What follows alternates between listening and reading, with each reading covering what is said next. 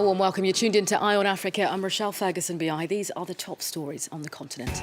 Nigeria's President Buhari returns home after medical leave in Britain. His absence sparks anxiety and speculation. But are Nigerians now reassured? Well, our correspondent Chika Adua has the latest from Abuja. Victims and relatives of the 2009 massacre at Conakry Stadium call for justice. This almost 9 years after the army opened fire on protesters. And Esther Mahlangu was among the first to paint traditional Ndebele designs on canvas. Now 81, the South African artist continues to promote her culture worldwide. But first, President Muhammadu Buhari has returned to Nigeria after nearly 2 months away on medical leave in London, which raised speculation over the state of his health. Well, speaking in Abuja earlier, 74-year-old Buhari admitted he's never been quite so ill, but reassured dignitaries present that he's feeling better than ever. Well, the president is expected to send a letter to Parliament on Monday to formally resume his power. Have a listen to him speaking in Abuja earlier. I have rested as much as humanly possible. I have received, I think, the best of treatment I can receive. I am feeling much better now. There may, however, be need to have further follow-ups within some weeks. Very latest on President Buhari. Chika Adua is in Abuja. We can cross live to her now. Chika, good evening to you. Now, the president says he's feeling better, he's on form. No real details, though, about his actual condition. That's correct. I mean, he's been gone for 51 days, almost 2 months. And up until that point, we have no idea what exactly his health condition is. We can only speculate. We do know that last year, around July, he actually did go to London to treat an ear infection. We have no idea if this is an escalated version of what was ailing him last year. There has been lots of speculation going from prostate cancer to other types of cancer, but we actually don't know. And Nigerians are demanding answers to find out what exactly is ailing their president, because of course he's a public figure, he's not a private citizen, and so they think that it is their right as citizens of this country to know what's wrong with their president. You touched on Nigeria's there. You've been out and about speaking to people. How exactly are people reacting to the return of President Buhari? You know, there are a lot of mixed views. His supporters obviously are very jubilant. On the streets of Abuja today, young people were hailing his return and saying, "Say Buhari, Baba Oyoyo," saying these things as he landed in Kaduna. But on the other side, there are people who are actually wondering if this is going to bring more anxiety to an already tense political atmosphere. We're not sure if he's going to resume office. He's saying that he will resume formally on Monday, but we don't know what that will look like in practice. Of course, people are commending the vice president for holding the front in his absence. But again, people are saying that he just might be too ill to actually resume his power. OK, Chika Adua, keeping us up to date from the Nigerian capital. Thank you. In other news on the continent, there were severe traffic jams around Johannesburg's main international airport on Friday. Taxi drivers blocked roads in protest at the San Francisco-based company Uber. Well, taxi drivers accuse Uber of unfairly siphoning business away from them. The company's attracted hundreds of thousands of users across South Africa since its 2013 launch. Clement Bonero has the details. Traffic jams outside Johannesburg's international airport as taxi drivers blocked roads in protest at competition from Uber. We're regulated by the Department of Transport Board. So if they give us a price, we adhere to that price. So Uber cannot come and survey our price and they go lower, so that the customers must go to the lowest price. This is the latest example of worldwide demonstrations against the ride-hailing app, which taxi drivers accuse of bypassing local regulations and stealing their business. Unlike cabs, Uber drivers are not required to pay licensing fees. Meanwhile, another protest was held outside Uber's offices in Johannesburg, with Uber drivers saying the company is not doing enough to guarantee their safety. Drivers are being beaten on a daily basis. Cars are being smashed. We are being hijacked. because some of the hijacks are linked with this cash trip that Uber has introduced, and we're not seeing any protection. We're not seeing anything being done. Uber has attracted more than 500,000 users and 4,000 drivers across South Africa since its launch in 2013. Niger says up to 1,000 alleged Boko Haram fighters are on trial charged with having terrorist links. While the suspected militants come from countries including Niger, Mali and Nigeria.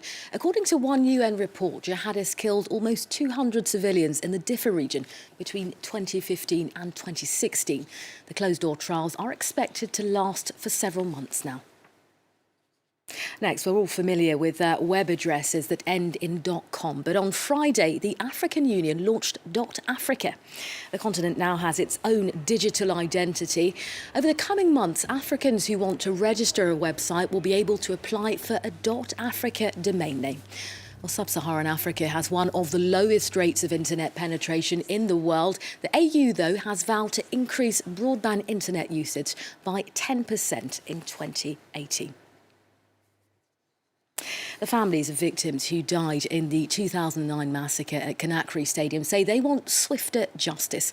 According to the UN, at least 157 people died and more than 100 women were raped after the military opened fire on people protesting against the then junta chief, Moussa Dadis Camara. Well, Camara's right-hand man, Toumba Diakité, was arrested last December. Victims hope his testimony could bring the investigation to a close. Sarah Sacco and Emmanuel Lunde report.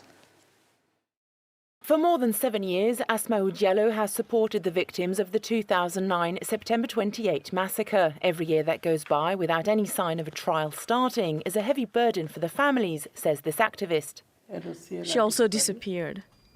And today her mother has started to lose it. That's why we insist that justice be done, so we can heal, so we are taken care of and have everything we need.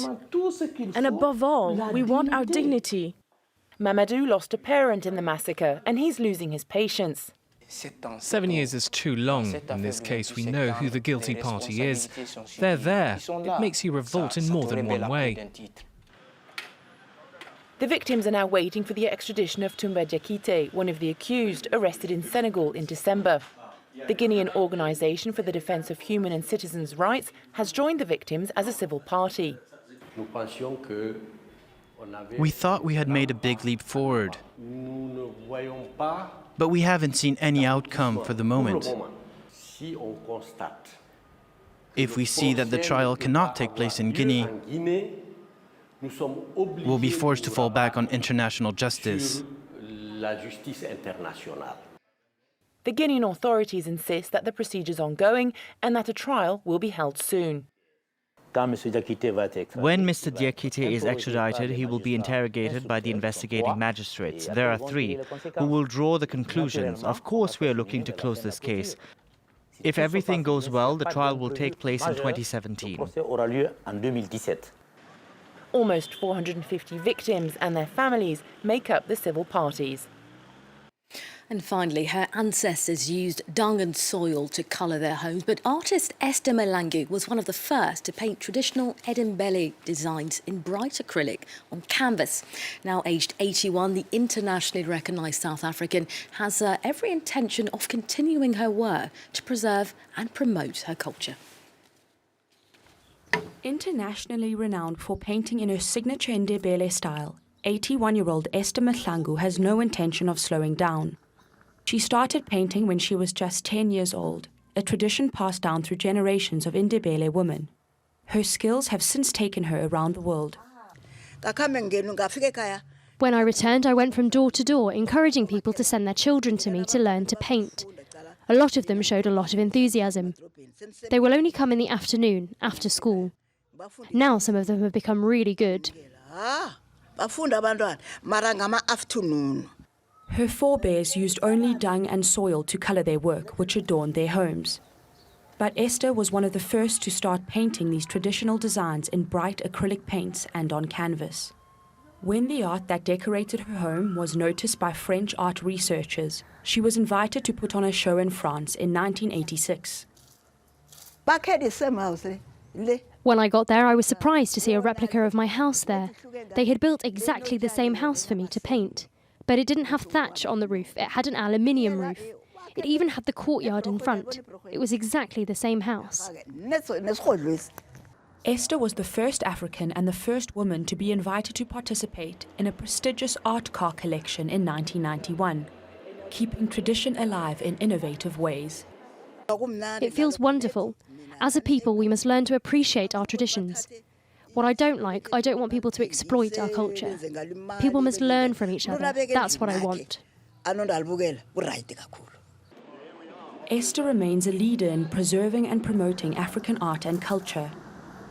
Most recently, she has adapted sketches made by Nelson Mandela, reimagining them in her own inimitable style. Esther Mahlangu there, an inspiring African artist. You're very much up to date. Coming up, more international headlines. Delano D'Souza's here.